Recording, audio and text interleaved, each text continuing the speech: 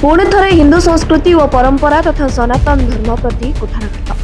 पवित्र ओडिशा माटी तथा प्रभु लिंगराज क्षेत्र राजधानी भुवनेश्वर गतकाली जड़े अजड़ा बेधर्मी दुर्बृत्त गोमाता प्रति अपमानजनक शब्द लिखि सहर विभिन्न छकरे यह ब्यानर लगे जहाँकि अत्यंत घृण्य एवं निंदनीय।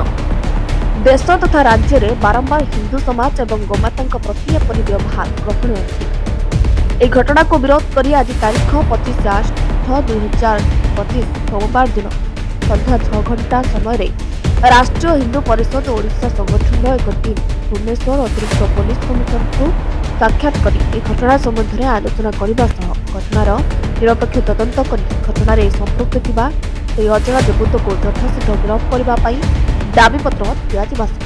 शहीदनगर थाना को जाई थाना अधिकारी आलोचना कर थाना एतला पुलिस प्रशासन और राज्य सरकार यह घटना को गुरुत्वर सह नहीं यथाशीघ्र कार्यानुष्ठान ग्रहण करने आवश्यक रही। नचेत आगामी दिन में राष्ट्रीय हिंदू परिषद ओडिशा संगठन तरफ गोमाता तथा सनातन धर्म प्रति होइतवा अपमान पाई बड़ धरणर आंदोलन करा। जय श्रीराम, जय गोमाता।